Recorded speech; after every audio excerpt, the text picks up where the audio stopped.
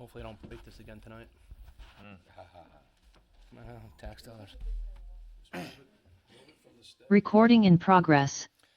All right, good evening, everyone, and welcome to the Somers Town Board regular meeting starting here at 7:06, Wednesday, December 10th, 2025. Before we start tonight's meeting, can everybody please rise for the Pledge of Allegiance? I pledge allegiance to the flag of the United States of America and to the republic for which it stands, one nation, under God, indivisible, with liberty and justice for all.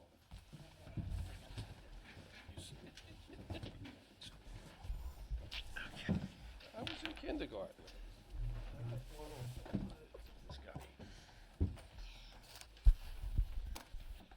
Patty, we'll start with roll call, please. Councilman William G. Faulkner. Here. Councilman Richard G. Clinchy. Present. Councilman Anthony J. Sirico. Here. Councilwoman Gina Arena. Here. Supervisor Rob Scarano. Here. Okay, let's go on to public hearings. First one we're going to go into is proposed 2026 water billing rate increase. Patty, publishing and postings, please. That was published in the Journal News on November 28th Jinx you. and posted on the town clerk's bulletin board. Thank you so much. All right. Do we have, is he here? Fred, are you here? Not Fred, I mean, Phil. Phil, you're here. You just want to recap everything again? I know since you've come on up to the podium. For those of you who are now, I'm Phil. this is Phil. Fred. Hey, Phil. I'll make it short and sweet. So, since January 2020, the Water District had no increases to their monthly bills. And as of January 21st, Northern Westchester Joint Waterworks has gone up 11.5%. And they're looking to go up another 4 to 5%. So we're looking to raise our rates 6%. Okay. That's pretty much it. So we're absorbing the 11 to 12% Yeah. increases over the. And there's no way of knowing any future annual increases. It's based off how much water they put out and what it costs them to make their water that we're buying. Yeah. So as the years go on, it gets a little bit more expensive. Sure. So When Fred was here the last time before he left for North Carolina, he had said, well, I wouldn't imagine, it would be a yearly amount on just kind of. yeah, usually they try not to raise it too much, but as the demand goes up, You can't tell. the supply goes up, and it just costs more money to make it. Sure. So hopefully we can go another 5 years without raising the rates. That would be very good. So that's pretty much it. And if so, you're going to be put in charge of NYSEG from now on. Thank you guys. We like that. We're all laughing at. All right. Anybody here to speak on the water rate increase? Nope. All right, I'll make a motion to close. Second. All in favor? Aye. Aye, so moved. Make a motion to adopt the rate increase. Second. All in favor? Aye. Aye. So moved. All right, let's go on to number 2 here. This is Putnam Northern Westchester BOCES solar overlay request. Patty, publishing and postings on this? That was published in the Journal News on November 28th and posted on the town clerk's bulletin board. Okay. Anybody here to speak on this? Please come up to the podium and name, affiliation.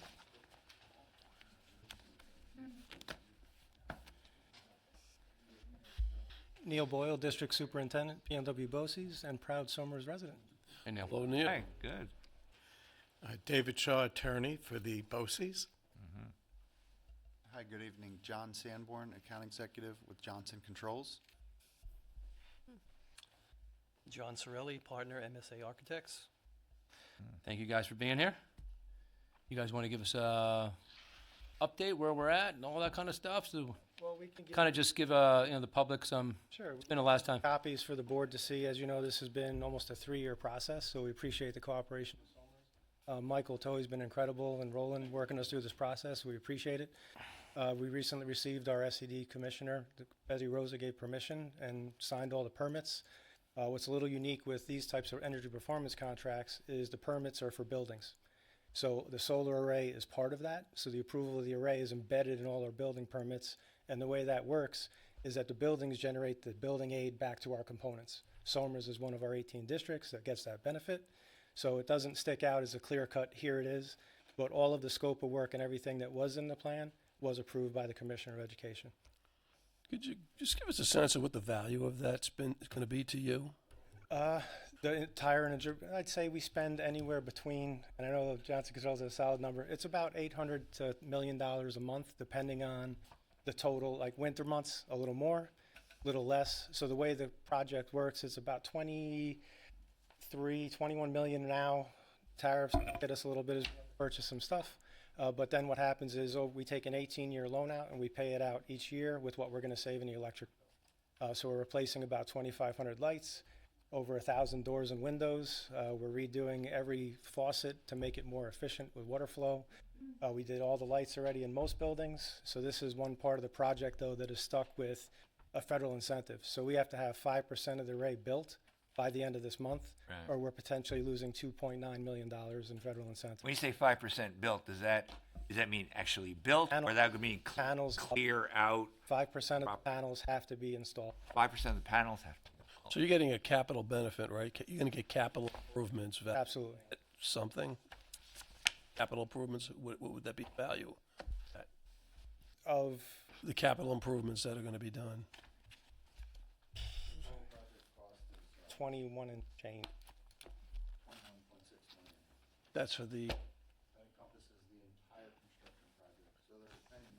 You want to come up to the Yeah. mic? That way we can get you on recording. The project is an energy performance contract. So typically when schools do construction projects, they can do it generally one of two ways. One is to go to the taxpayers and ask them to support in the funding, or there's an energy performance contract. That's what this project is, which is paid for out of the savings that it will generate over the term. Therefore, it does not raise taxes to the taxpayer. This project has a few unique components to it, as Superintendent Boyle mentioned. There is a large solar array component to the project, but there's many other capital parts to the project and energy efficiency upgrades throughout all the buildings on campus. And combined together, it's a $21.6 million project, again, paid for out of the savings that it will generate over the term. okay. Got it.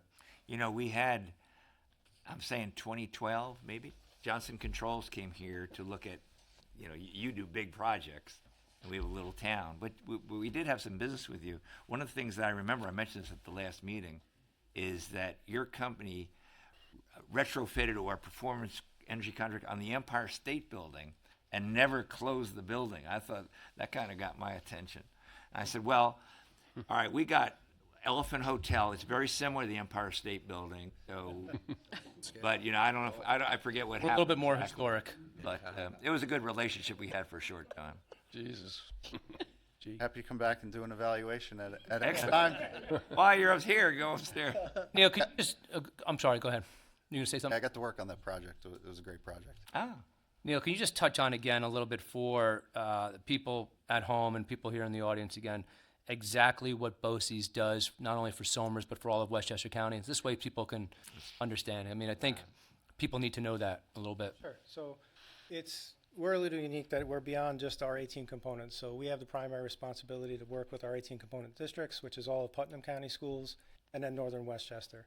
So we're here to provide shared services. So the way it works is there's BOCES aid for dollars spent by the districts on services. An example would be if a student comes to career and technical education, they may pay a tuition, but then they get reimbursed from BOCES aid at the end of the year. So it's incentivized for us to provide services that a district might not be able to afford individually. So the money is pooled amongst other districts, and that's how we operate.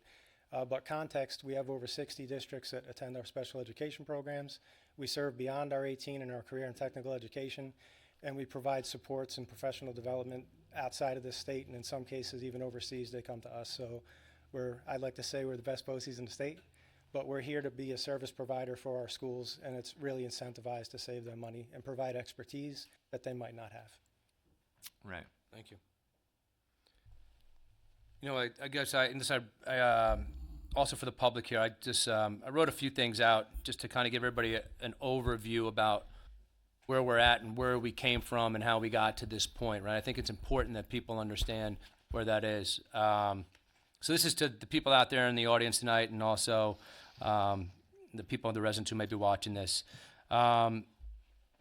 This is about the BOCES solar project on the main campus, right? So part of that project, of course, is proposed ground-mounted array.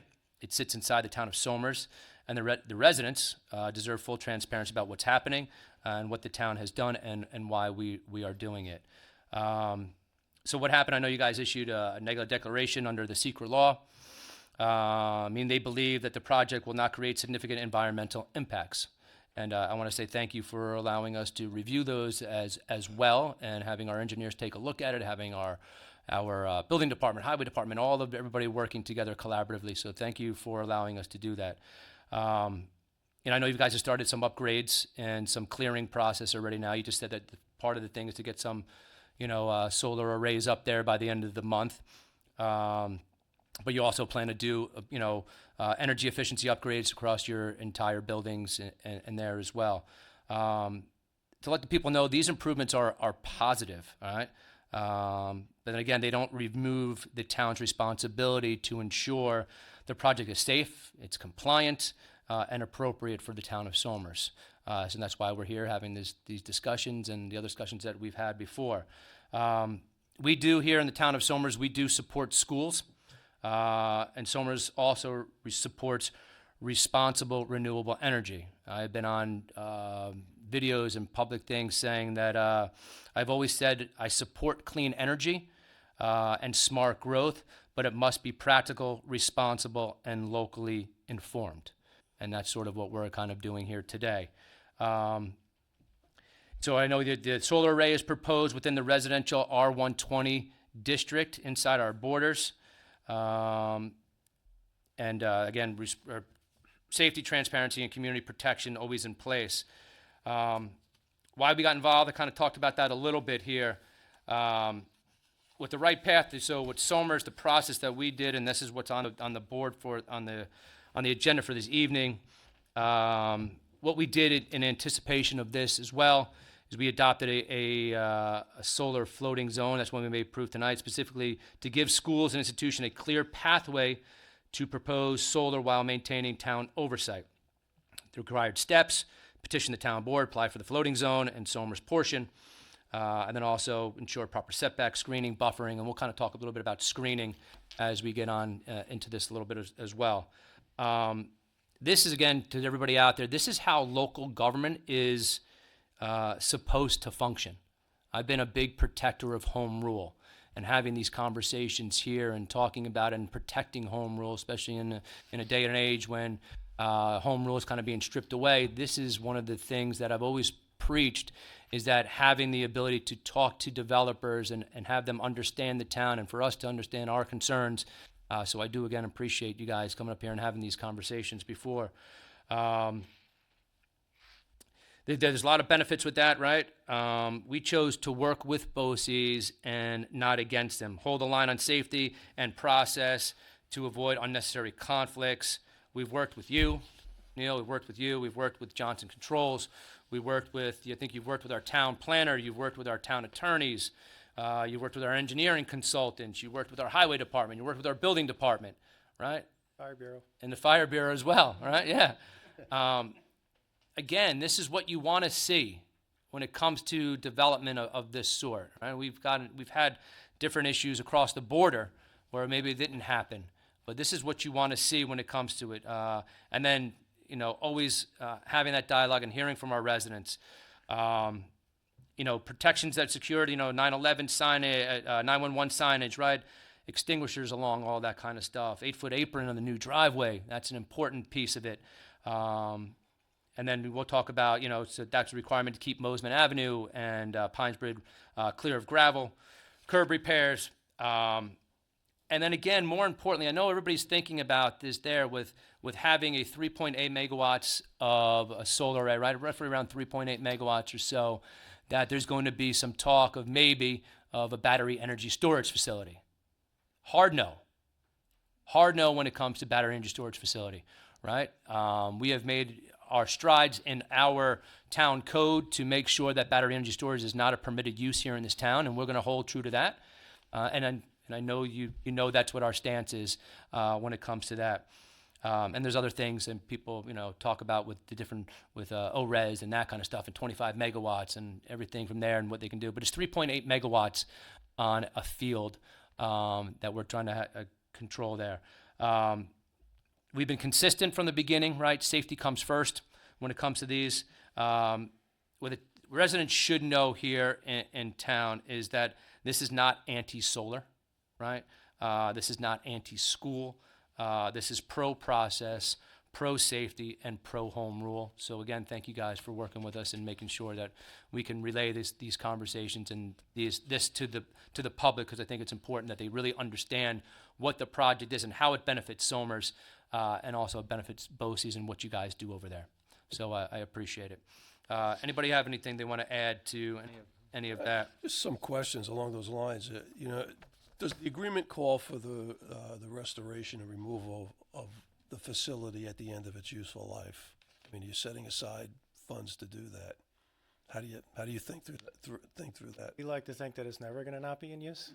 So It gets old. But don't they have a longevity of 20 years or something? What's the useful life? the panels. Yeah.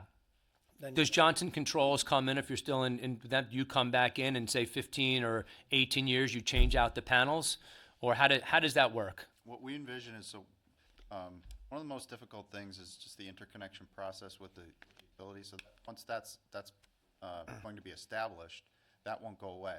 So as the technology improves, the warranty on the panels themselves are 25 years. But after that, the panels will still produce. The useful life of the panels themselves are much longer than 25 years.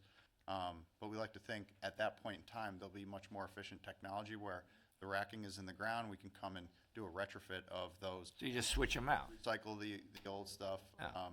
and go and do a new project at that point, and you continue producing power. So once the thing's up and running, it's pretty passive, right? It- And no noise. And essentially, you're not going to be there working, coming in and out of it, maybe just very, very periodically. Correct. There's an access road for the fire department or the utility, but other than that, or for maintenance, there will be an access road. But other than that, in terms of just regular maintenance, clearing vegetation and things, there won't be much activity on the site. I've been to presentations on this, and some of the ones that were, I don't know if they're bigger or smaller, they follow the sun to make sure they get maximum solar. Is that anything that'd be planned here, or it wouldn't apply? And if so, why doesn't it apply? It's not. Those are gaining popularity. The system for BOCES will face south, which is the most advantageous to collect the most sunlight, but those access tracking systems will track east to west. Yeah. They do produce more energy, but they have a mechanical component to them, and the mechanical components where. They'd also That's- reduce some noise. So that's one trade-off of those systems, but they are gaining No. popularity. But you don't plan that here. No. Okay.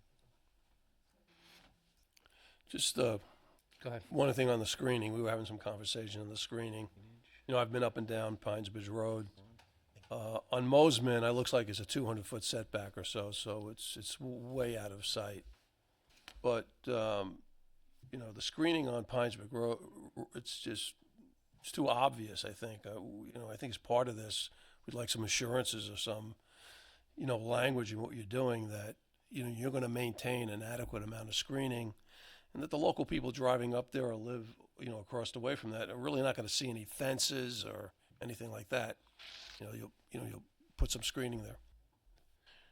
Is there, what is that, how does? You have a plan? Michael, yeah, do you have a plan for that? Natural. And I would also add that we have a letter from Westchester County, right? That's another issue. There is a letter that I think I forwarded to you, Okay. David. Yesterday, we received it yesterday. Okay, so Supposedly. first question's about the screening on Pines Bridge Road. Right. Yeah, so that's all in part of our plan all along. So the way that it'll work is going to be a 50-foot offset from the road in. So you're going to have trees, On Mosman or Pines Bridge? Pines Bridge. Pines. So Mosman, there might be some trees planted, but right now you can see there's a lot of growth there. So what we did learn when we cleared the land, it was probably about 150 trees. Almost all of them were invasive. So I'm not a tree guy, but I know there were mostly Russian olive. So we know that a lot of the trees were cut. What we want to do first, though, is we will have a 7-foot fence with slats in it that will be around the array, and then we're going to plant trees between that fence and the road. So what we don't want to do, though, is until we know what we need to have blocked, we're not mapping out how many trees we're going to put in, but most likely we'll go with like an arborvitae type tree that we know is really thick. So we're not going to plant them all in one straight line, as you might remember when DEC planted trees on our property. I was just talking about that tonight with these guys. That wasn't us. Yeah, I know. So, but we also have an urban forestry program that students run. So our maintenance is built right into the program. It's important to highlight too that we have students now participating in the clean energy process. So the electrical program, urban forestry, HVAC, they're all getting involved in this process. So it's a great learning experience for students, but students are going to be that maintenance part. But we are planning on planning, but we have to make sure we know. So if we would have made a plan now, we know that they did a lot of clearing of trees on the road just for like the seasonal stuff when they're clearing it back to make sure nothing falls on the road. So if we would have made a plan, we would have had to change that last week because they're doing the winter clear outs. That would have thrown it off a little bit that we might have to plant a little more. So once it's all built, and we're hoping sometime in August is when we're going to hit the array being completed, then we'll have the fence up, and then we're actually going to like stand across the street. We now have pictures for winter time and what it's like with no leaves, and then we'll have the summer. So the plan will be first row of trees, and then we may have to go a second row between them. Yeah. The difference is trees have to grow. You don't buy 50-foot trees and plant them.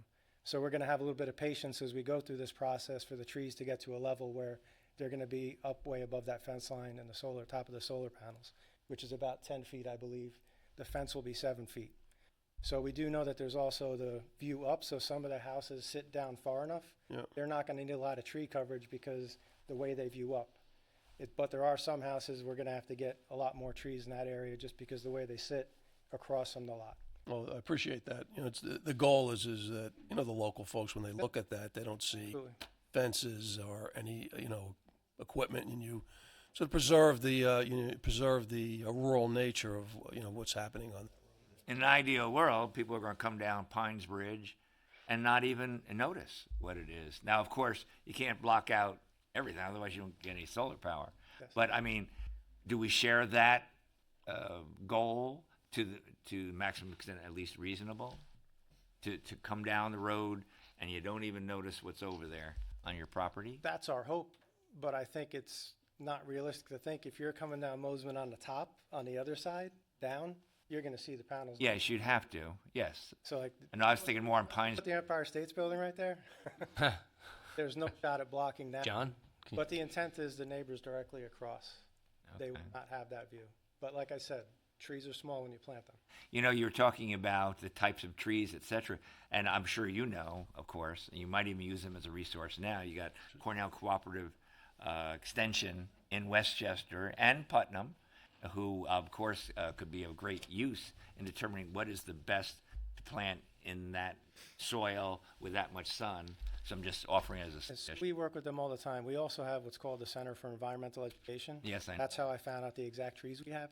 Yeah. Because they monitor too. Like they're also looking at our wildlife. So I'm proud to say there's still like a flock of 40 turkeys running around, and we just cut down a deer stand, so they're still hunting on the property. So everything's alive and well. That's with the lot clear.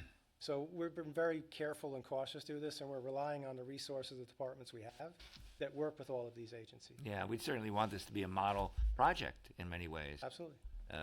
In terms of the town, the sustainability and production of solar power, and the design of it. So everybody wants this to be as good as it can possibly be. And I get it too. We met with the neighbors twice. Yeah, Already had good. 2 meetings. Good. We'll continue to do that. And we know that it's not going to be a perfect world when we get this going. But the intent will be to invite them back. We have no problem. This has been very transparent, and we'll continue to do so. So I heard you say from start to finish, right? So first panel goes in to the last panel, done in August? That's the hope. even with even if we have a brutal winter and all that kind of stuff, I mean, obviously, you probably factor that in a little bit too as well. So August, interesting. Not the entire project, to do windows, doors, where this is Right. a multi-year process. Yeah, but if you said the 5% is We're on target. you're on target for the 5%. Do you have other benchmarks you have to meet in terms of percentage of the project? For the or just large that first? federal incentive, that is the 5%. That is that. Okay. Everything else is just gonna As work. fast as you can. Yes. But it'll be producing power. Isn't just our campus. It's also our Yorktown campus over by Taconic. Yes. There's a solar canopy being built there. So that just want to point out this full amount is spread across both campuses. I see. So you said that trees are small when you plant them, obviously. How small are you starting with?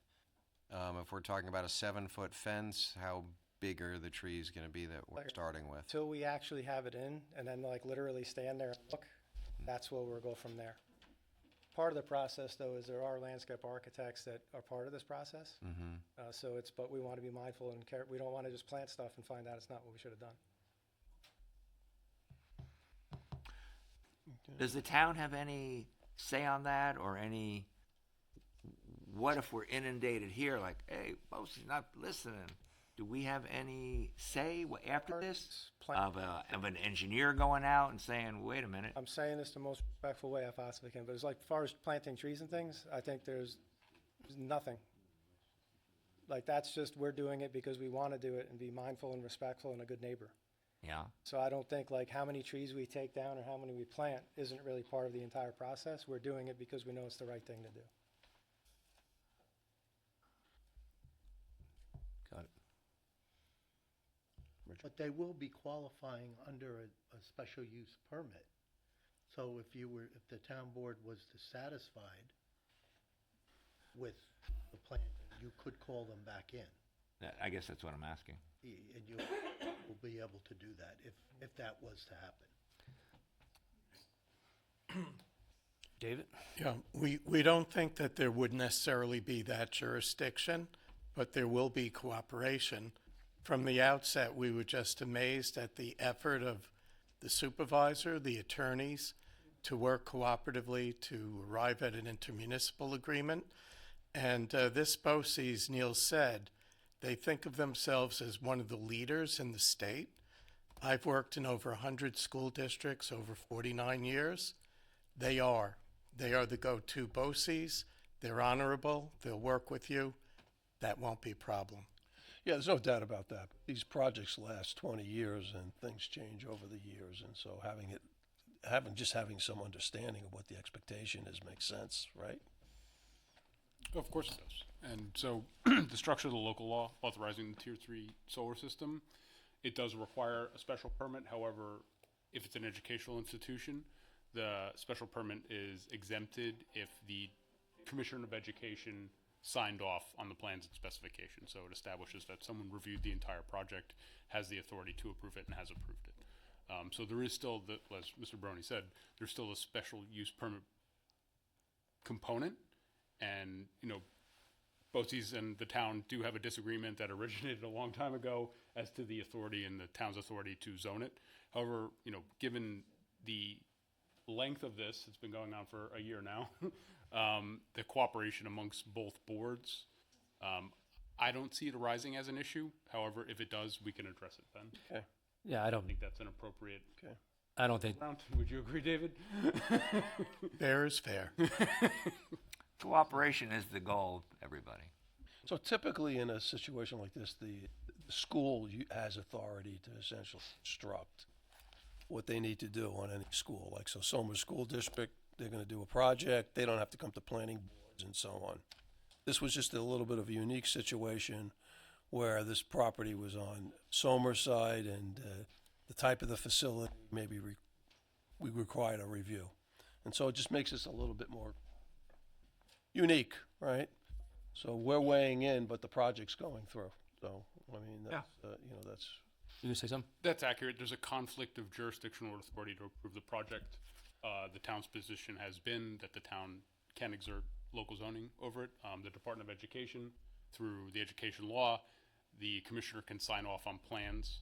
So again, that's where the conflict was. Everyone thought it'd be better to proceed and move forward and work together.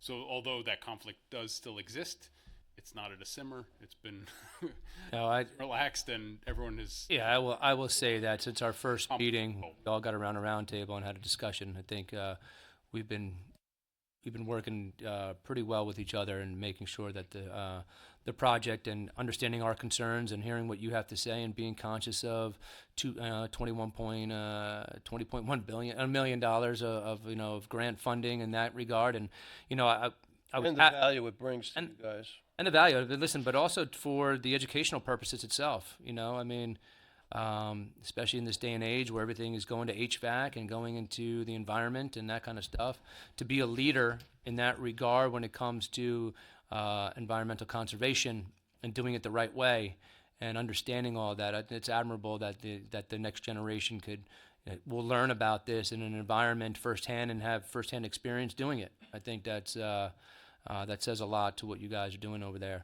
I think that the town board here, doesn't want it to look like there's something there, right? And I think we're all in that sort of that agreement that when you're driving down the road and you look there, is that what is that over there? Oh, okay, right. You remember years past that there was development there, and listen, I have the most faith in that we'll continue to work together on this, and if there's a tree that we don't like, we'll have a civil conversation about it. Man, I don't anticipate that. Neil, you've lived in town here. I think you have an ear to what's going on in town in that regard, and I think we'll have a great working relationship. So, Yeah, this will be a model project, I think, for many other places of how to do it right and integrating the solar into it. And the amount of money you're talking about saving, that's tremendous. And that's money that would come from taxpayers that can otherwise go into programs and other things that obviously you would spend it on. Absolutely. yeah. Okay. Anybody else? Anything? No. Okay, I'll make a motion to close out.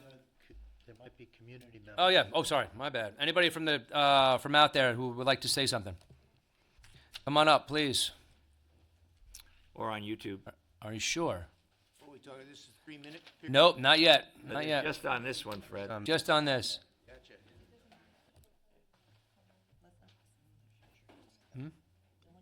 All right. Then if no one's here to come up and say anything, I'll make a motion to close out the public hearing. Second. All in favor? Aye. Sorry. What do you want me to do? You're killing me. All right. And let's go make a motion on the solar energy systems floating zone from the Putnam Northern Westchester Board of Cooperative Education Services, BOCES, to be applied to approximately 11.8 acres of the BOCES campus located in the town of Somers. I'll make the motion to approve that. Second. All in favor? Aye. Aye. Yes, sir.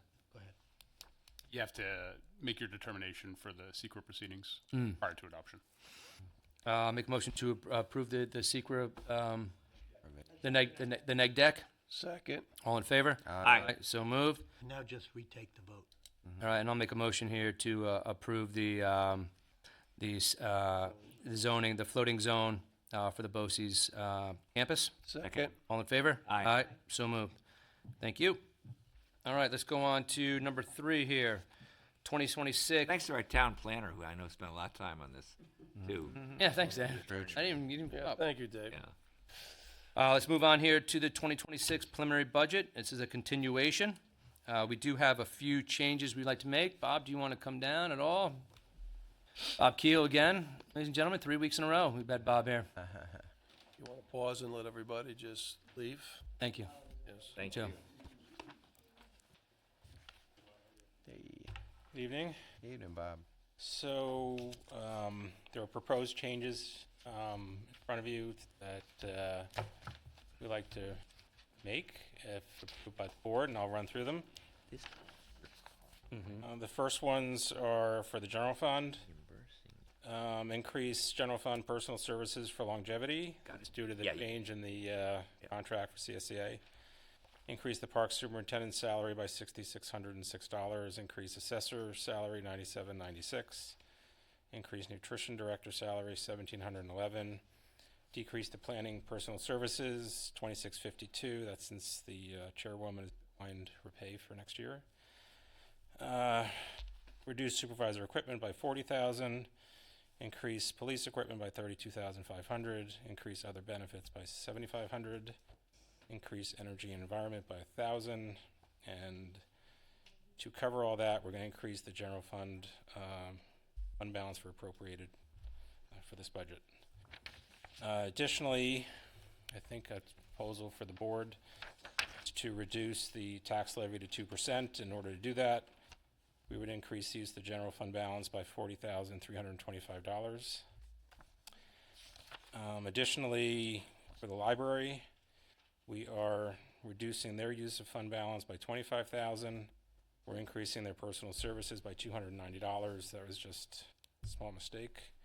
And then to do that, we're going to increase the use of general fund balance by $25,290. And lastly, for the water department, we're increasing personal services also for the longevity change, $325. And to cover that, we're going to increase the water rents revenue by equal amount. Yeah, we did. Yep. We covered that. That's right here in number 3. So, Bob, but we're still favorable. So we're gonna, we are favorable to budget this year, Expect to be, yes. expect to be. Yes. And so, after all these changes, we'll still be increasing our fund balance. Yes. Yes. Without a doubt. So, And we're below the state cap, Yes. which not all towns are, I understand. No, I hear there's several that have Decided. not. more than several. Yeah, okay. But- It's on Somers. Well, good. So, we're in a good place. Much of that is Oh, the due tax- to you keeping a close eye, along with your staff, Yes, who is excellent. Your staff is excellent. thank you. They are. They make me look good. Without a doubt. Yeah. So all this is, if you're in agreement, would need to get approved by the board, and any of those, all these changes are already incorporated into the budget in front of you, and we could submit it to the clerks tomorrow. So this 2%, this version essentially lowers the one that's published on. That's at 2.5. This will go to 2. So 2%. Some folks have already seen that, and so Yep. we're actually bringing that under the published rate that's Yeah. been published so far. And the supervisor understand you may have some comments on as to why we're doing that. Yeah, I mean, so to people understand, for going from 2.5 down to 2%, we know there is the PSC rate cases out there as well. We're conscious of that with the new rate hikes, and also the county is increasing their is increasing as well. Westchester County, I think, roughly we were 3-ish and 3.5. 3.5, right, 3.5%. So we're conscious of that. We're able to do it this year. So we lowered it another half a percent down to 2%, just to be conscious of what's going on in Westchester County, but also the rate increase that may from the PSC as well. So just trying to do what we can to keep our town one of the lowest tax towns in Westchester County, and we're continuing to do that. I just want to add that, over the years, and these are many years since I've been doing this, we've never really taxed up to our full capacity. And so that translates the savings to the taxpayer. And we're doing that because we're not getting out in front of our headlights and not overreaching. When we have the chance to pursue programs that bring in money, we do. And we don't overspend, and we have a great staff, and they deliver a high level of service, and we're just proud to do all this. So, thank you. Yeah. Thank you. Yeah, you're welcome. Say. Thank you. Thanks, Bob. And we'll adopt it on when we get to the town board stuff. But anybody out there from the public that would like to say anything about the budget on hand? Nope. Okay. Make a motion to close out the public hearing for preliminary budget. Second. All in favor? Aye. Aye. So moved. All right. Let's go on to public comment. Make a motion to open up public comment. Second? All in favor? Aye. Aye. So moved. Anybody here for public comment? 3 minutes? Come on up. Fred, how are you? Let me get my, back in my 3 minutes here. Well, thank you for that. Sure. Good evening. My name is Fred Higgum. I've been a resident of Somers since 1978. I'm part of a growing coalition of residents here in Somers and in Yorktown who strongly feel that it's time to finally put a stop to the decades-old Granite Point subdivision on the Amawalk Reservoir. Due to this evening's inclement weather, many of our folks are unable to attend tonight's Somers Town Board meeting. As I stated in my letter addressed to the Somers Planning Board, which is going to be for next Wednesday, December 17th, their meeting, copied to you folks on the Somers Town Board, regarding the upcoming 34th three-month request for extension of the Somers Granite Point housing project. I feel it's well past time to allow this monstrosity of an idea to continue. It should never have been made it past the what-if stage. As former Somers Planning Board member, Attorney George Dieter wrote in a letter to the Somers Town Board on April 5th, 2021, what does seem clear is that the tax dollars of Somers residents have been misused by allowing this environmentally destructive, unfit, irresponsible project to continue. Due to time constraints, I will not go into the details of the 6 major points I made in my letter as to why the Granite Point project needs to end now. I will state, however, that this is not rocket science. It's just plain common sense. This project needs to finally end once and for all. Take it from me. More and more of our fellow citizens are watching. We see this as our group continues to talk to more and more folks here in Somers and Yorktown. Many new Somers residents, parents of young children, are appalled and roll their eyes in disbelief that this Somers town government is allowing this project that started in 1988-89 to continue rolling along. Other concerned governmental bodies are also watching in disbelief as well. Erica Pierce, our second district Westchester County legislator, and Vedat Gashi, fellow legislator and chairman of the Westchester County Board of Legislators, pointed out in their letter to the Somers Planning Board, quote, "We write today to amplify the concerns expressed by our predecessors and to strongly encourage you to review this project using laws, science, and guidance of 2025, not those of past decades. Approximately 40,000 Westchester residents rely on the Amawalk for their public water supply, in addition to hundreds of thousands served through the larger Croton Reservoir system. To borrow from a title of an old television program, if 8 is enough, 34 is clearly too much." Local environmental organizations are also watching.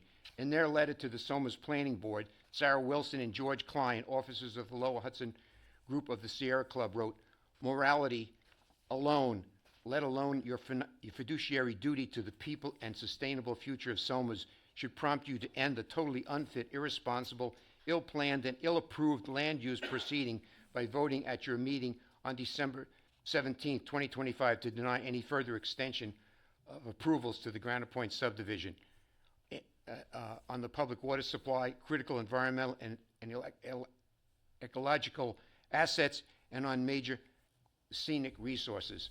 I'm an old man. I love Somers. For me, nature is the Earth's cathedral.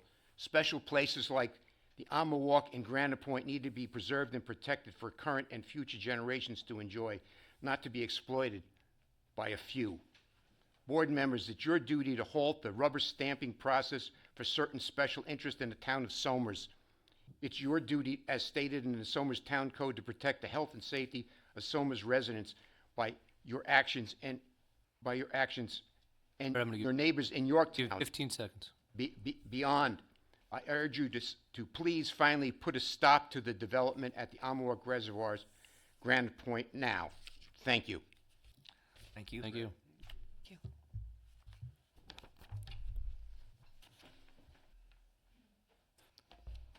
Sir? Gentlemen, ladies, enjoy your sweater. Thank you. My name is Dwayne Martin. I live at 27 Deansbridge Road. I'm a resident here for 53 years. I'm going to speak a little bit about Granite Point and the love of the reservoir system around here, which we all take part of. Our reservoir system is an absolute treasure that everyone enjoys The bike trail system is another absolute treasure, which I partake over the past 50-something years. My son caught his first 3-pound bass. In the last 2.5 years, I've logged 2,800 miles around Titigus Reservoir. Not bad for a guy 81 years old. Wow. This project is the Emwark Reservoir. This project has been kicked down the road 34 times. There must be some red flags. My understanding is that as a taxpayer, you and I have spent $11 million to remediate the shooting range there. The owner has paid nothing. I don't know why the owner is not being charged for those expenses. I've enjoyed driving around this reservoir at least 1,000 times. Each time I see fishermen, people walking their dogs, running, biking, photographers, people rowing their boats. Fred Higham probably has a Guinness Book of Records for taking museum-quality photographs. He could probably fill an art gallery. I've had the privilege of walking my daughter's lab around parts of the reservoir a number of times a few years ago. The Emwark River had a tragedy 20 or 30 years ago, and this goes probably, you guys probably don't remember. Yorktown, I don't know, they released water from their swimming pool and they killed all the trout in the river. I want to talk a little bit about the fertilization project that would happen there with 23 homes. You're going to have 23 artesian wells, and you'll probably use a general water system there. 23 septic systems, 23 family fertilizing, 28 acres of lush lawns. What could possibly go wrong? Assuming each family only fertilizes a half acre or 20,000 square feet and uses this Scott's or the Agway 4-step method, which is the program that I use. Each family would use approximately 160 to 200 pounds of fertilizer a year. That combined with the 23 homes would amount to 4,600 pounds of fertilizer or 2.5 tons. They probably would use a commercial vendor. They're not like me, who would probably do it individually, but and if they use liquid fertilizer, all bets are off with the runoff of the reservoir and the number of gallons or pounds of fertilizer that will be used. What could possibly go wrong? I'm looking at salt too. If each resident used 50 pounds of salt, which is a very small amount, that would be about 1,200 pounds of salt a year. I can't believe a small percentage of that salt would leak into the reservoir. If the roads are salted, according to my dead neighbor, we have approximately 17 snowstorms a year. Salting these roads could add tons of salt into the reservoir system. If they use the town water and sewerage, what an environmental disaster this would be, running a main pipeline to Yorktown, connecting Granite Point and these Yorktown facilities. 23 families living on a property has got to have a negative impact on the reservoir. What could go wrong? Please vote no. There are no negative variables in this project. Thank you, Dwight. Thank you. Anybody else here for public comment?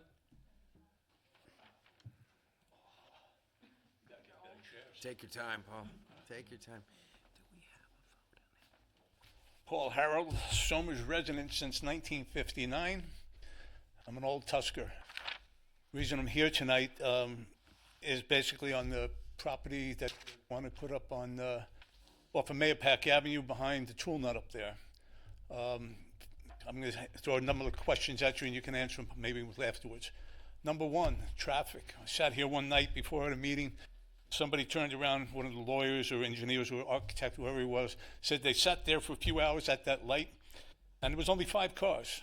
I've got videotape if you'd like to see it. This past 2 weeks ago, wife needed a new battery in her car on a Saturday morning, 10 o'clock. Traffic was backed up from Mayapack, Mavis, down to that light, bumper to bumper. Went down, got my battery, half hour, coming back the other way. I say this is all on video. Other people here tonight have done the same thing. We videotaped it. Down by Different Strokes, the pool, down by Curry Street. From there, coming the other way, 40 minutes to get back to my house. And we're going to put another 73 homes in there, or townhomes, whatever.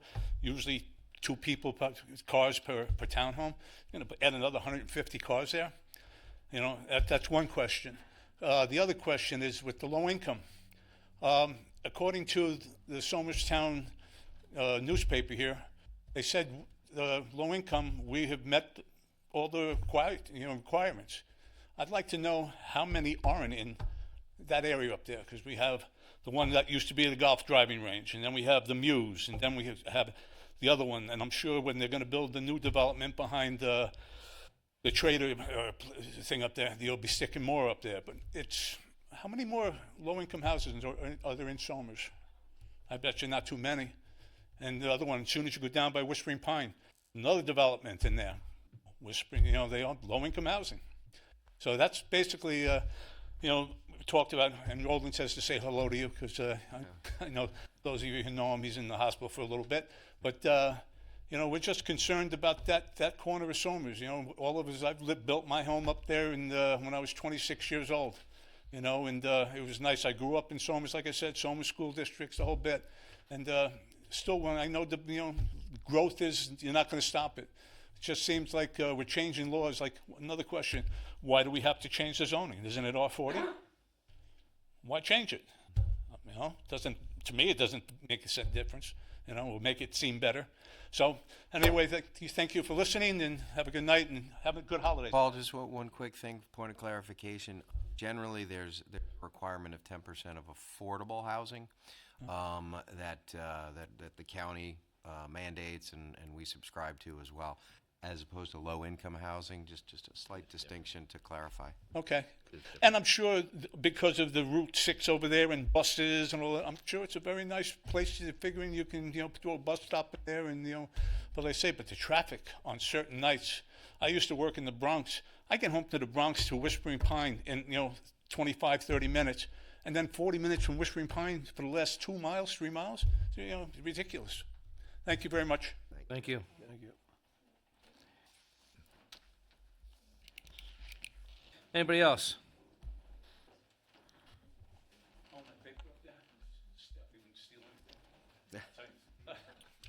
Got it at the door.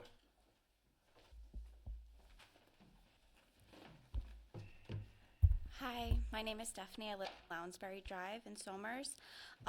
With the floating solar now allowed in our zoning code, I'm concerned that a developer could add a battery storage system and then bypass the town's authority by going through ORES.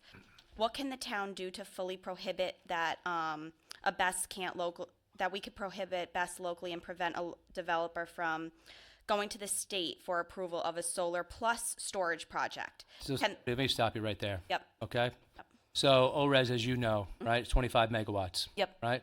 On 25 megawatts, you would need over 200 acres of property and land. Okay. Okay? So, I mean, you calculate that. So if you have, let's just say 4 megawatts on 12 acres, right? So someone do the math for me. Bob, want to do the math real quick? Right? Just think about it, 150 to 200 acres of property. There's no place in the town of Somers that has 150 to 200 acres of property. 300 acres, right?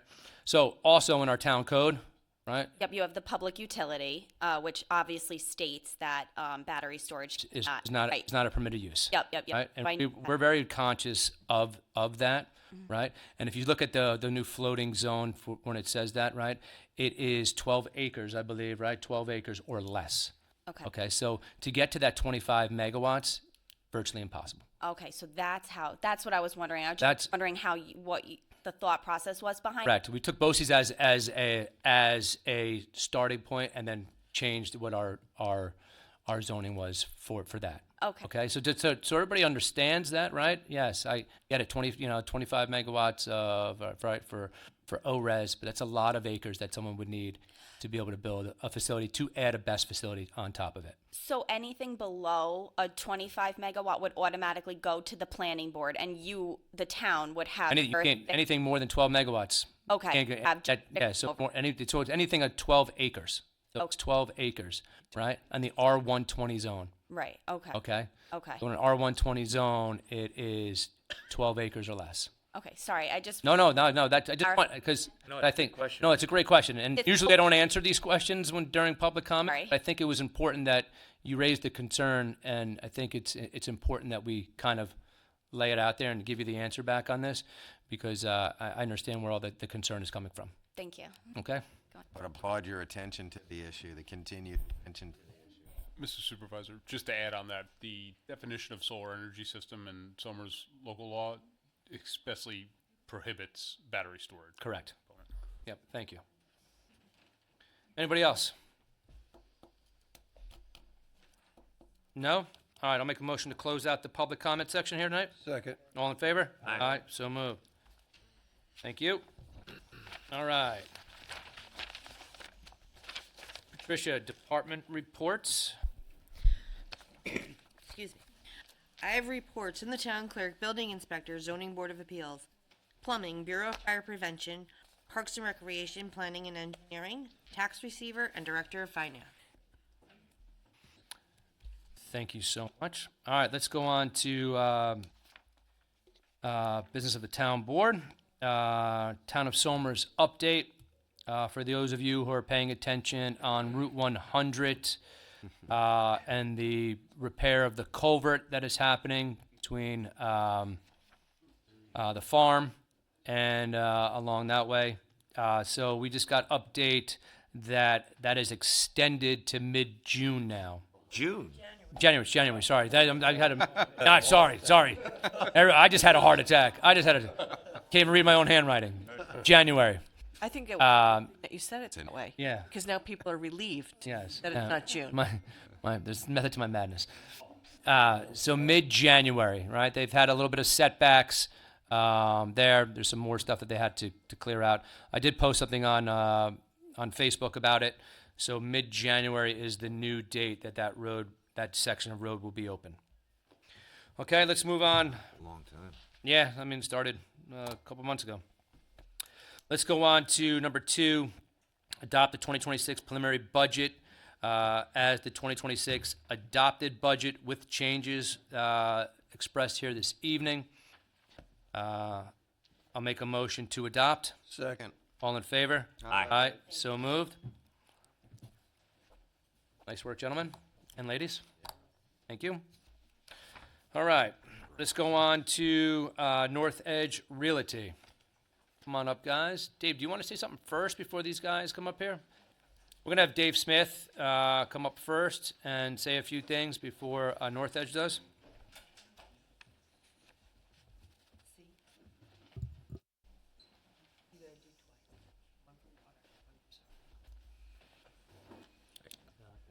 Two. Good evening, Mr. Supervisor, members of the board, members of the public. For the record, Dave Smith, town planner for the town of Somers. So tonight, you are considering a proposed rezoning of property located on the north side of Route 6. This application was submitted on behalf of North Edge Realty. Was submitted actually over 2 years ago, October of 2023.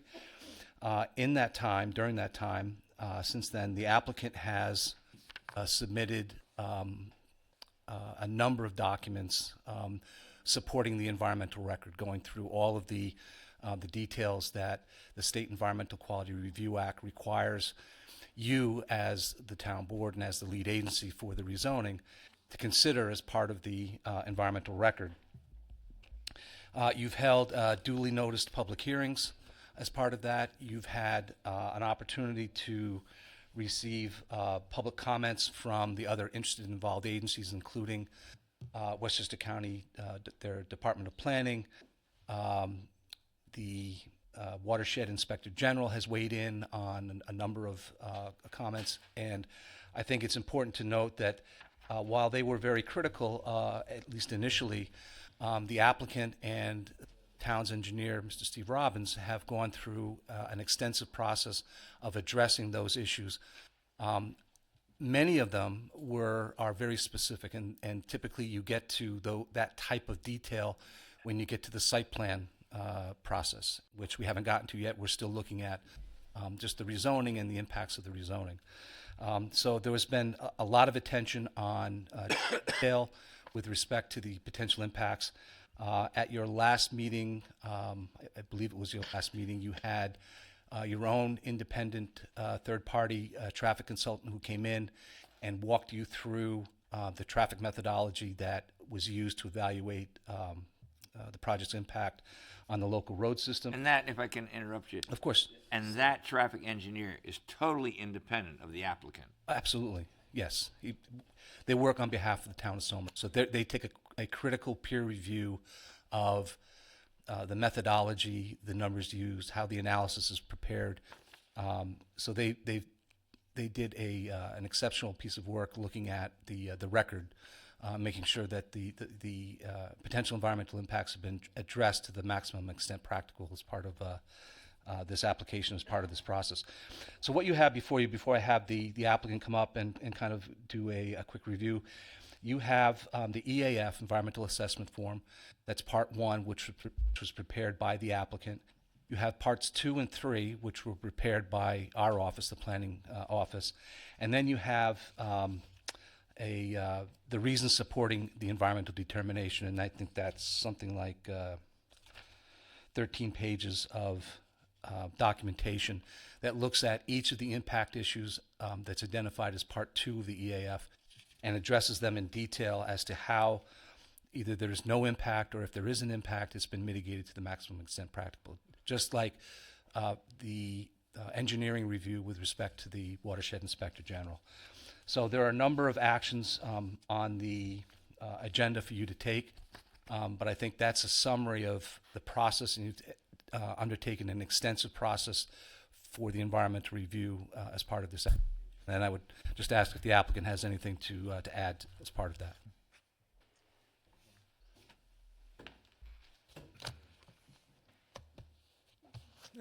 Add anything, that's a very fair assessment. It's been a 2-year process before this board.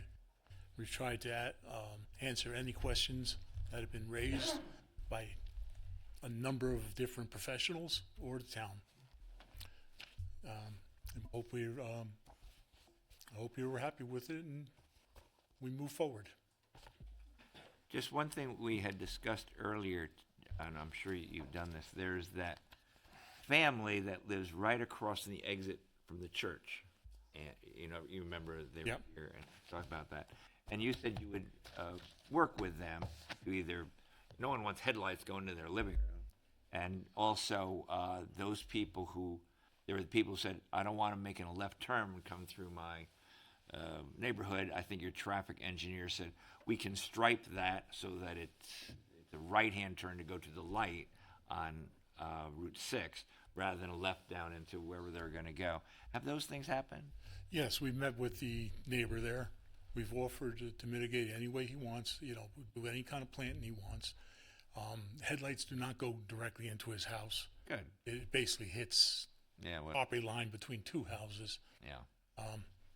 But the offer is happy. I'm just saying, you've done that. You're successful. Yes. He's happy. You're happy. Well, I don't. You don't want to be happy. No, he's happy if we don't do anything. Well, he's happier. Yeah.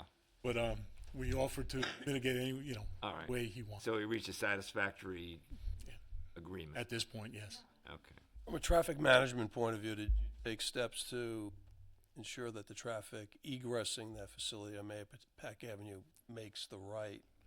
That's what you said. When you come out of, you know what I'm talking about, right? Yeah, I believe I do, but you're talking about when it gets out to Mayapack Avenue that they go right. No, actually, No.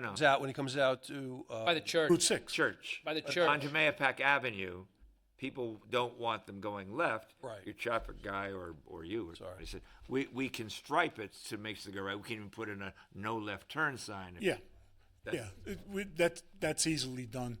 Okay. And on top of that, there's actually no reason to go left. Well, they can go down and around and come out by Baldwin Place on the other side. To circumvent a little. Circumvent that. Okay. Quiet neighborhood down there. If you've ever driven it, I don't think anybody in their right mind. No, I have. Well, But I have. never. but it can be done. It definitely. There- It's an easy fix. Yeah. Right? Thank you. Okay. Is there anything else to add? Will we talk about community benefits or as we go through this, or shall he chat? Should he? Well, you can go ahead. Yeah, I mean, what, you just want to go over the community benefits? You've reached, that's something Yeah. you have, right? Yeah, it's something We have it. Yeah. Yes. Oh, it's executed, yeah. Okay. It's an executed document.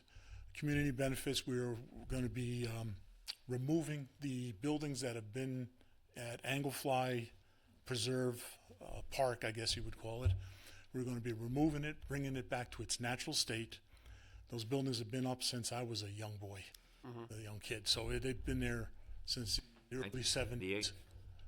Early 70s. Earlier. Yeah, it goes way back. So if you run into contamination or. Whatever's contaminated, the buildings and site will be brought back to its natural state. You had said that no one would even know that those buildings, when you get. When we get done, exactly. And how far along in your project would you have to proceed in order to begin that? I believe the way we've, Roland might be able to refresh my memory too, but I believe roughly halfway through. I think that's what you had something said. like that. But we don't get to the end of the project, then do that. It's during. Yeah, well, that was the point that earlier we had discussed. Exactly. We actually pick COs. He can't go past a certain number of COs until he commences, and he can't go past 38. additional COs until he finishes. The number's 38 CO, so roughly. 38 CO. Roughly Basically half. Exactly. Okay, that sounds good. Yep. Gotta generate some cash. Exactly. It's over $1 million cleanup. So I think that Might even be more than that. it's well worth it to do it in that park though, because it's But that Anglefly Preserve is one of the great things. In Somers, people may or may not it is. use it, but it's a great thing that'll be there forever. And your work and contribution to that should not be minimized. I appreciate that. That's a very important step, I think, to a really fine piece of property in Somers. Sidewalks, there's some sidewalks going. Sidewalks will be going in also. Explain where that is. That goes from our entrance on Route 6 up Route 6 going north to connect to the existing sidewalk. So it'll be a complete sidewalk system at that point. Okay. I think we've asked you guys plenty of questions since we've had you here in the last 2 years. Anything Bill, anything? Anyone want to add anything? No? Nothing I further. think we've kind of gone on for a pretty long time. Okay. Thank you. We want you very much to succeed. As we've said many times, if it's not so good, nobody's going to say who built it. They're going to say who approved it. So, yeah, You know, we want to make sure. we've been in this town a while, and we'll go by the That's good. track record. Just quick, That quick. part's easy. What's the time frame once you get approvals and is it another 5 years, another 3? 5-year project, probably a 4-year project, probably. And at this point, you still need to get some agreement with the county on sewer capacity. Yes, we did. Capacity's there. It's just a matter of district. We've met with Vidat Gachi. He's waiting he needs the petition to move forward. Right. County. We got to go back to the planning board. You know, there's some hoops to go through yet, so we don't One hoops down. Yeah, it's part of the process. Okay. Okay, give me 1 second.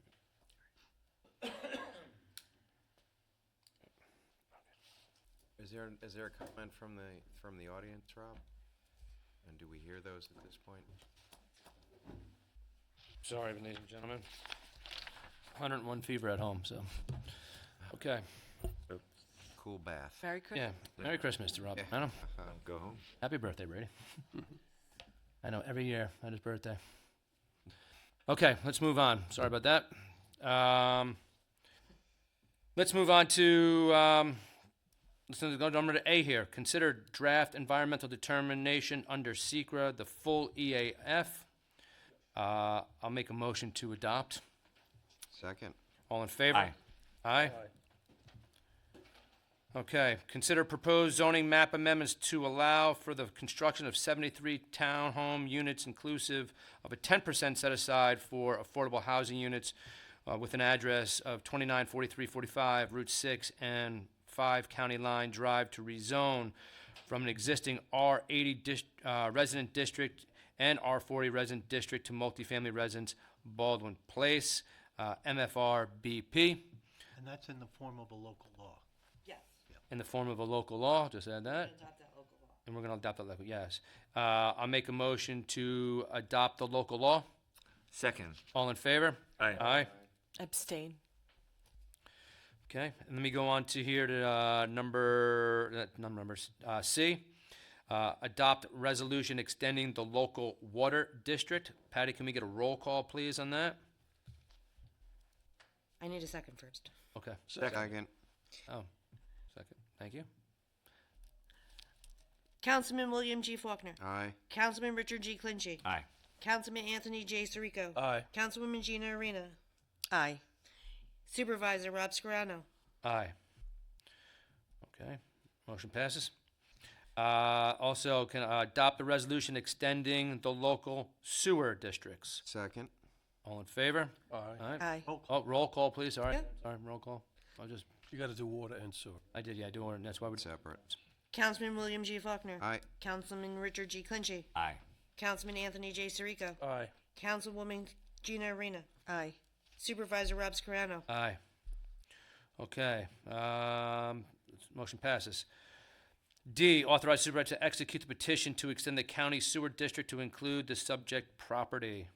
Just do that. Didn't we just do that? We just did that. No, Go to this E. is the- This is the petition to the county. This is the petition to the county? This Okay. is to authorize you to execute the petition. Petition, all right. Authorize supervisor to execute the petition to extend the county sewer district to include the subject property. Second.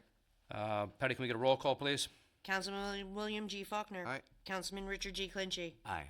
Councilman Anthony J. Sirico. Aye. Councilwoman Gina Arena. Aye. Supervisor Rob Scarano. Aye. All right, let's go on to E. Authorize supervisor to execute the community benefits agreement. I'll make the motion to authorize. Second. All in favor? Aye. Aye. Any, Need a roll call? motion passes. No, you Motion passes as well on that. Okay. Okay, we do have a couple of add-ons here. Actually, no, let's go to number 4, schedule a town board special meeting on December 30th. Thank you very much. You're welcome. Thank you. Happy holidays. At 10 a.m.? All right, let me just 10 a.m. Schedule the town board special meeting on December 30th, 2025 for 10 a.m. I'll make the motion to schedule that. Second. All in favor? Aye. So moved. Couple add-ons here, Patty. 5, this is adopt a stipulation and consent judgment for 247 Route 100 LLC. I'll make the motion to adopt. Second. All in favor? Aye. Aye. So moved. Any nays? No nays. Motion passes. Number 6 here. Number 6. This is motion. This is to enter into contract with South Salem Animal Hospital. I'll make the motion to enter into that contract. Second. All in favor? Aye. Aye. So moved. Patty, this is the same thing we've done in the past, basically? Yeah. Yeah. We have been a little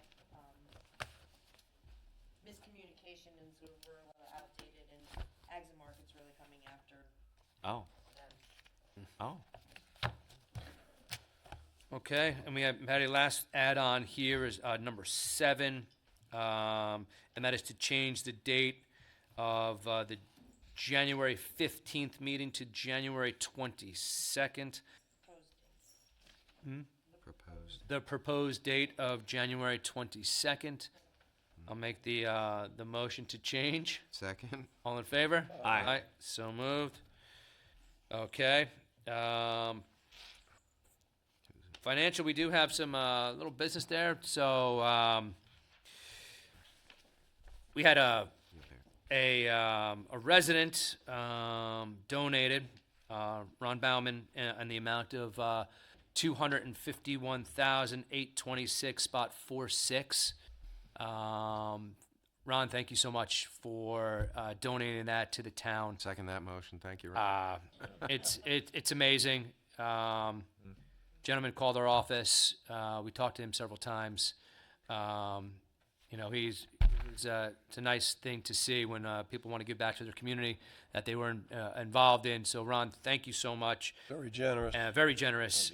Thank you. And so with that, before I make the motion to accept, January 7th, 2026, we're going to do Ron Bauman Day on our digital sign here in the town of Somers to say thank you for that. So Bob and I might take a drive out there to see him one of these days to thank him in person. We're sending a letter to him, letting him know all that kind of stuff too. So to get your name on that board and have a day, it's only $250,000. It's only a quarter. That's it. Wow, That's I knew that. You know. No, it was very. Any reason why? How many days we're putting you down for, Rich? 3, 4, 5? 4. I go to $1 million. Well, any reason why it's that specific? That money? Yeah. Well, there was. You want me to explain, or I'll explain it. Yeah. There was 3 stocks that he gave to the town of Somers. Oh, I see. Apple, Caterpillar, and Taiwan Semiconductor. And then once we sold the shares, this was the amount. We didn't hold on to it. We received the shares and we sold it immediately. Once we had them into our account, and that's why that number comes out. Nothing specific about the number except for the amount of shares that we. Ron Bauman, otherwise known as Warren Buffett. Warren Buffett. So, thank you, Ron. Appreciate it. I'll make the motion to accept the donation. Second. All in favor? Aye. Aye. So moved. And thank you. Yeah, thank you. We can find something unique to do with that. Yeah, we will. We're sending him a letter, so we're not sure what we're going to do with it. Could be for senior services or other resources throughout town, but we'll figure that out once I get a little bit more information from him, how he would like to see it. But definitely a plaque wherever it goes. I think it would be really nice gesture. Appropriate. We do have current vacancies: affordable housing, assessment board of review, parks and rec, planning board. Like I said last week, planning board, we're going to start doing some more interviews again in January once we get through the holiday time and this budget, which we are done with the budget. Great job again, everybody. And then library board of trustees, partners in prevention, and zoning board of appeals. Let's move on to number 3 on that. Request to pay out 10 unused vacation days to Steve Ralston, Superintendent of Parks and Recreation, per email dated December 2nd, 2025 from Steve Ralston, Superintendent of Parks and Highways. I'll make the motion to request that payout of 10 unused vacation days. Second. All in favor? Aye. So moved. Request to pay out 10 unused vacation days to Thomas J. Tuma, Jr., Building Inspector, per email dated December 2nd. From Thomas J. Tuma, Jr., Building Inspector. Make the motion to pay out the 10 unused days. Second. All in favor? Aye. So moved. Request to pay out 10 unused vacation days to Steve Wolfel, Engineering Technician, per email dated December 2nd, 2025, from Steve Wolfel, Engineering Technician. I'll make the motion to request the payout. Second. Aye. All in favor? Aye. And then, go ahead. What were you saying? I'm just saying, why are the others days? This is hours. It's different. He figures it differently. Pardon? Oh, okay. That's how we calculate. Gotcha.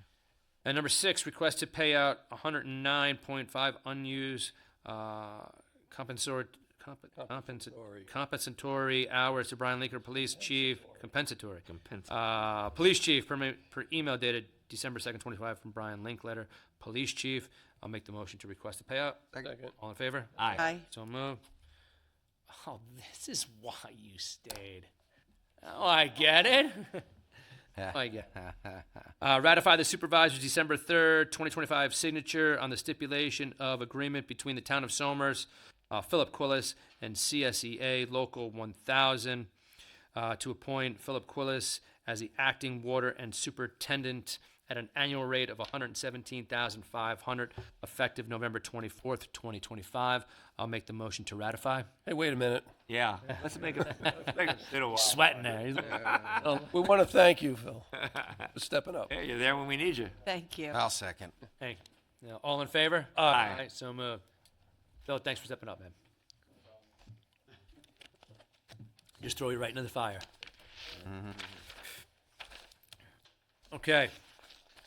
There is nothing for planning engineering, nothing for police. Consent agenda, there's no additional business. December 30th, we will have our town board special meeting at 10 o'clock. January 8th, our town board organization meeting and town board work session. And then again, January 22nd, 2026, wow. Our town board regular meeting. Both those times are at 7 o'clock. We'll talk about February when we get to January. Okay, announcements. Let's see what we got here. Town of Somers holiday celebration, Sunday, December 14th, Hanukkah Festival, menorah lighting, sponsored by Shabbat of Yorktown, 5 p.m. Hanukkah Festival, 5 to 6, Somers Historical Society, open house on the 3rd floor. It was a great turnout for the Christmas tree lighting. Hopefully we'll have another big turnout for that on this one as well. And then 6 p.m. is the menorah lighting outside of Town Hall. Town of Somers tree tradition. Take a photo in front of the 6-foot ruler, and that goes through the holiday season. You can go out there and make it, or you can make an appointment if you want. Either one. Just call the office. Town of Somers Senior Annual Holiday Party. That is Thursday, December 18th, 11 to 3, Travelers Rest, 25 Route 100, Ossining, New York, $65 cash or check. And please submit that by 2 days ago. All right. Next time we can joke on this. You're not thing, going. right? And then the Holidays on the Hill annual train show. Tickets are on sale now through Wednesday, December 31st, and that's at Lasden Park. And that is 2610 Amawalk Road, Katona. Or you can go and buy the tickets there on www.lasdenpark.org to get tickets. Okay, Patty, fun fact. Not dad joke this time. Okay. My fun facts for today are: Christmas trees are grown in all 50 states.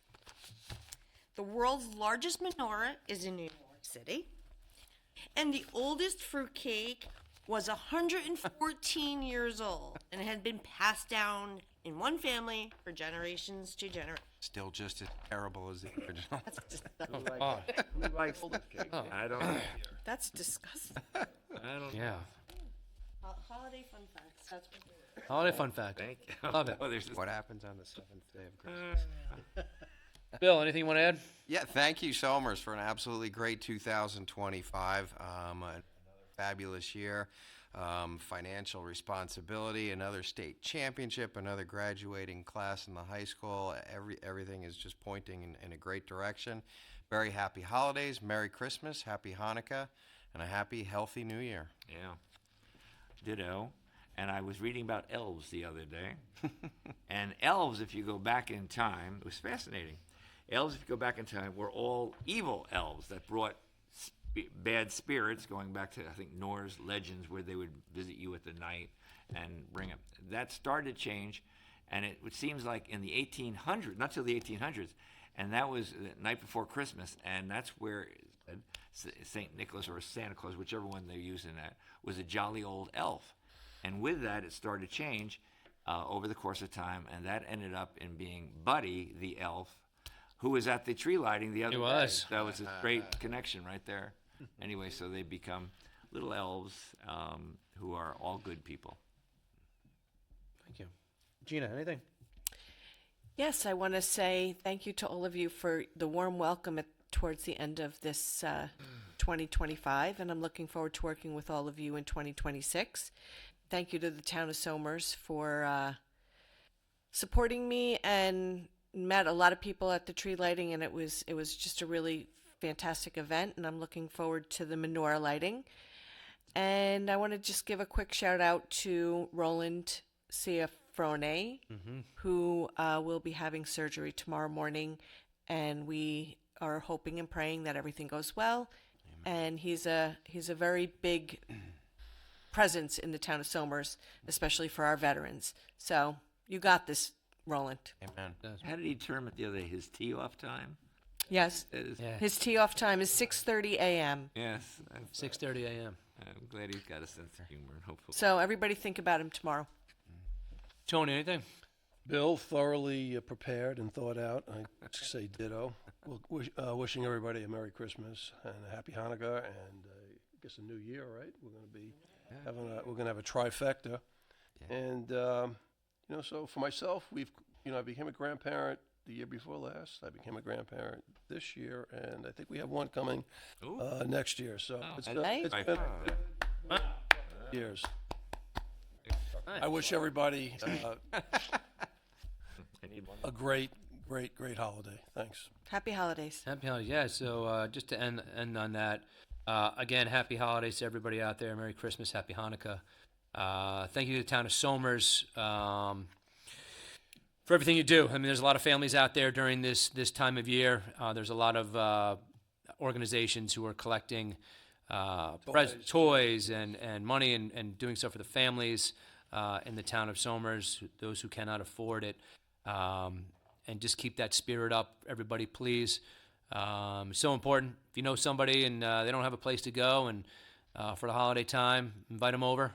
Have them come over for at least something. It'll mean a lot to a lot of people. But thank you to everybody from the town of Somers, and have a great New Year. We will see you on the 30th. I don't know how many people will watch that one. I'll be quick.